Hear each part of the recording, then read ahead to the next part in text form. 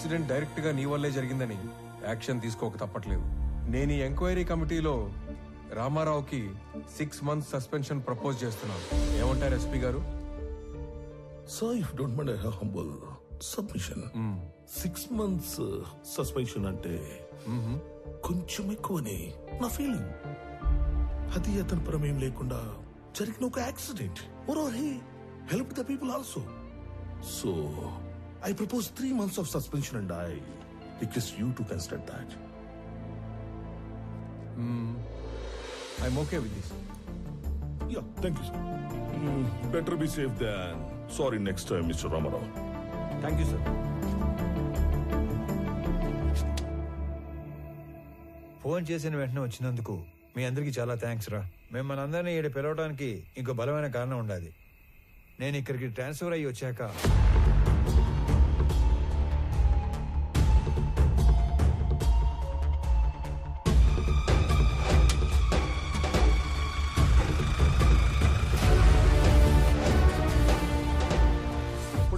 ఆయన కాలంలో ఆ పెద్ద వర్మ మా మెంబర్.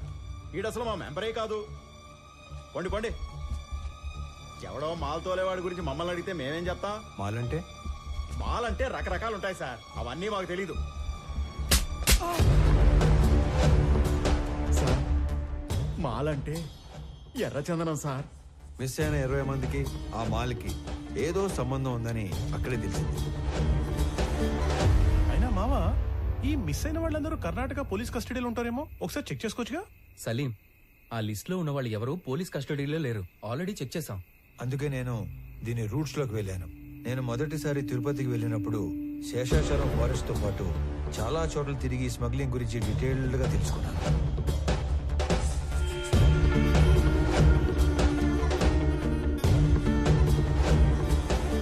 ఈ టోటల్ స్మగ్లింగ్ నెట్వర్క్ లో మొత్తం 5 లేయర్స్ ఉంటాయి. Number 1, wood cutters. వీళ్ళు పేద లేబర్. ఎక్కడో తమిళనాడులోని తిరువనమలై దగ్గర ఉన్న జవాదుమలై ప్రాంతం నుంచి వస్తారు. Second, loaders. వీళ్ళు శేషాచలం ఏరియాలో లోకల్ వాళ్ళు. సీక్రెట్ లొకేషన్ కి వుడ్ని చేరుస్తారు. Third, keepers. వీళ్ళు కూడా లోకల్ వాళ్లే. సీక్రెట్ లొకేషన్స్ లో ఎర్ర చందనాన్ని కొన్ని రోజుల పాటు దాస్తారు. చిన్న మొక్కైనా సరే నీళ్లలో వేస్తే మునిగిపోయే గుణమున్న ఈ ఎర్ర కొయ్యని ఒక్కోసారి నెలల కొద్దీ చెరువుల్లో కుంటల్లో దాచి ఉంచి కాపాడతారు. Fourth, transporters. వర్మ లాంటి వాళ్ళు సీక్రెట్ లొకేషన్ నుంచి పోర్టు దాకా చేరవేస్తారు. Fifth, exporters. వీళ్ళ కంపెనీల పేర్ల మీద ఎర్ర చందనాన్ని గ్రానైట్, ఫుడ్ లేదా టొబాకో పేరుతో ఎక్స్పోర్ట్ చేస్తారు. పెద్దగా రిస్క్ లేని పని చేసే ట్రాన్స్పోర్టర్స్ మొత్తం ఇప్పుడు మిస్ అవ్వడమే ఒక పెద్ద మిస్టరీగా ఉంది. ఈ 5 లేయర్లు కాకుండా వీళ్ళందరిపైన ఒక కింగ్ పిన్ ఉంటాడు. వాడుక భాషలో వాడినే డాన్ అంటారు. ఈసారి 12 కంటైనర్ల ఎర్ర చందనం, దాన్ని తీసుకెళ్తున్న మనుషులు మిస్ అయ్యారు కాబట్టి నా అంచనా ప్రకారం వాళ్ళ మనుషులు కూడా వెతుకుతూనే ఉండాలి. ఈ కేసుని క్రాక్ చేయడానికి మీకు తెలిసింది చెప్పండి, చేయగలిగింది చేయండి. మీ అందరికీ తెలుసు నేను మైసూర్ దూరదర్శన్ లో పనిచేస్తున్నానని. మంగళూరు పోర్ట్ ఏజెంట్ల ఇన్ఫర్మేషన్ మా దగ్గర ఉంది. ఈ ఎర్రచందనం స్మగ్లింగ్ మీద మేం డాక్యుమెంటరీ చేసినప్పుడు ఇదంతా గ్యాదర్ చేశాం. నీకేమైనా కాంటాక్ట్ తెలుసా? మైసూర్ ఫోన్ చేసి రేపే కొలీగ్ దగ్గర కాంటాక్ట్ తీసుకుంటా.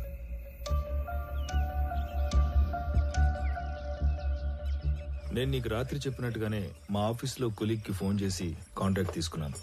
నువ్వు అనుమానించినట్టే పోర్ట్ ఏజెంట్ ఒకడు మిస్ అయిన మాల్ కోసం తిరుగుతున్నాడంట. నువ్వు వెళ్ళి కలవచ్చు. సరే మరి నేను వస్తా. అలాగే.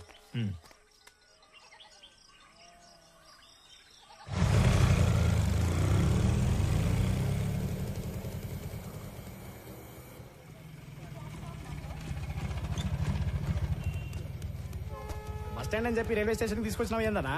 చిన్న పని మీద వెళ్తున్నాను రా, నువ్వు వెళ్ళు. అన్నా ఇంతకీ ఆడికి పోతున్నావు?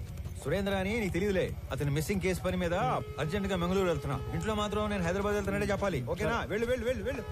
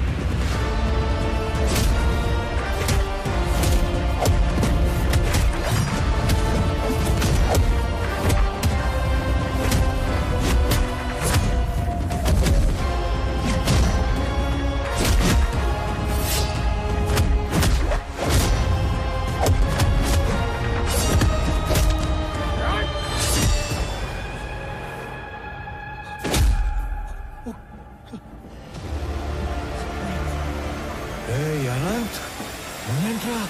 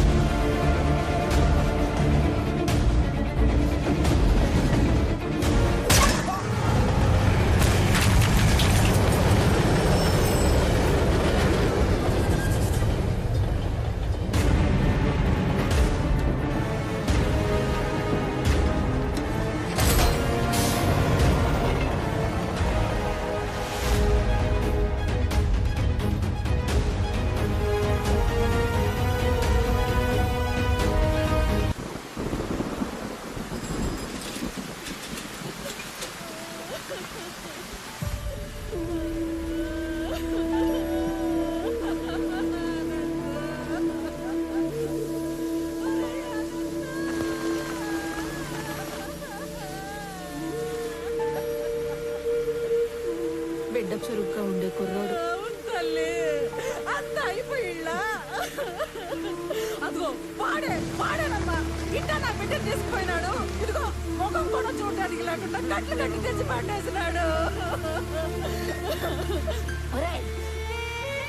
రామారావు, పోతావా నువ్వు?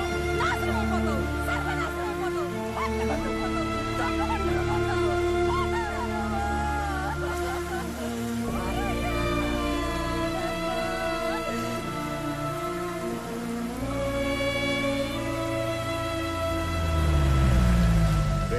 బస్సులో హైదరాబాద్ పోవాల్సిన ఓడివి ట్రైన్ లో మంగళూరు ఎందుకు పోతాండావురా?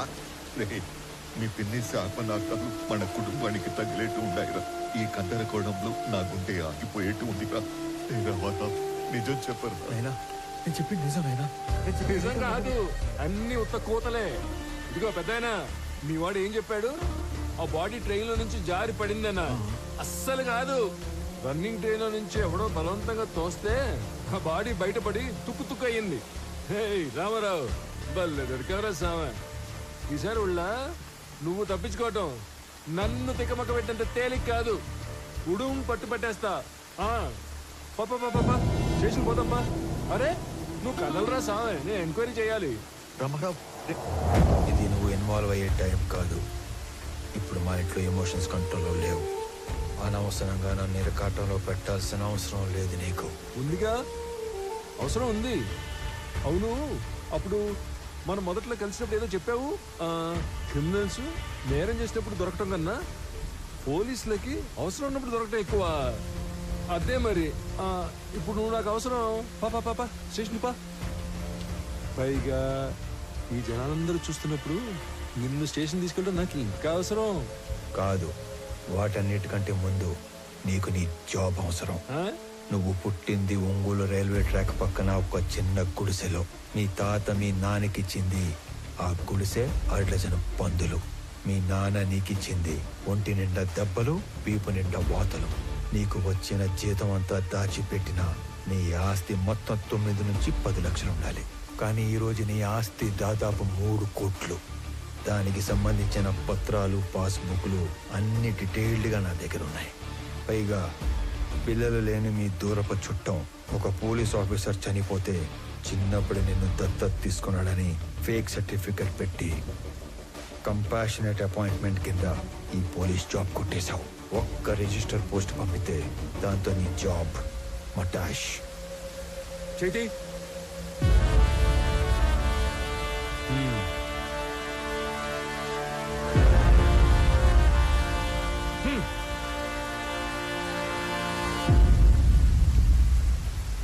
ఏందిరా, ఆ పోలీసు ఎంత బలంగా వచ్చినాడో అంతే భయంతో పోయినాడు.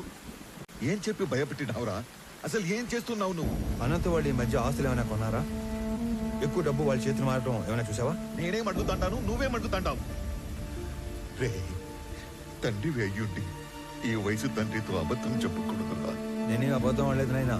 నేను ఎక్కువ బాధ పెట్టకూడదని నిజం దాచాను.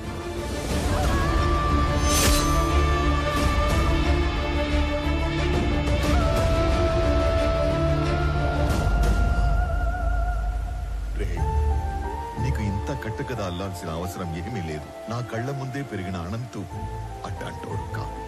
ఈ రెండింటిలో ఏదో ఒకటి అబద్ధం.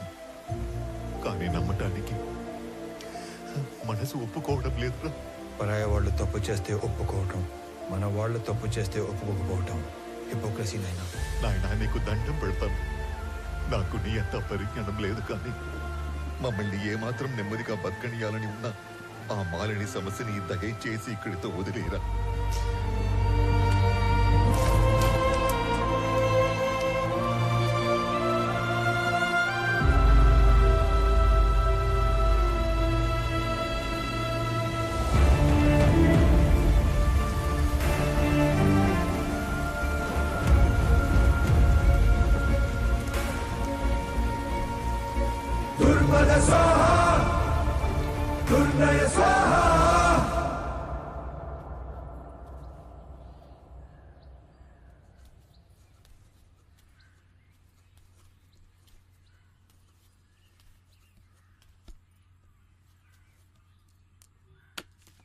రామారావు, మీ నాయన బొత్తిగా డీలా పడిపోయినాడ్రా.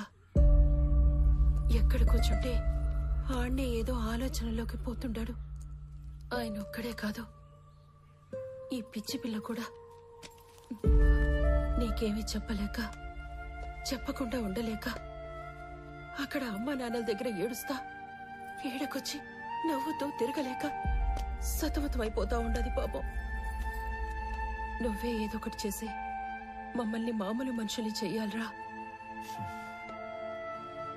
మహాలక్ష్మి, సమస్య తేలిగ్గా ఉన్నప్పుడు నెత్తిన పెట్టుకోవటం, అది కొంచెం పెద్దదైనప్పుడు వదిలేయటం నాకు చేత కాదు. పోతా పోతా అనంత ఎన్నో ప్రశ్నలు వదిలిపెట్టిపోయినాడు. వాటన్నిటికీ సమాధానం వెతకాలిగా మహాలక్ష్మి.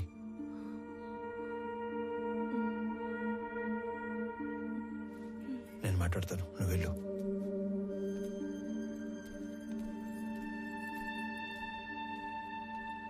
నందిని,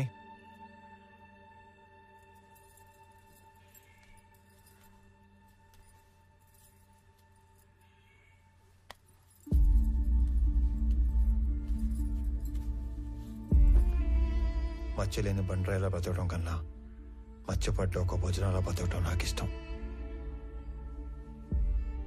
నా కోసం ఇంకొన్ని రోజులు ఉపయోగపట్టు, అన్ని సర్దుకుంటాయి.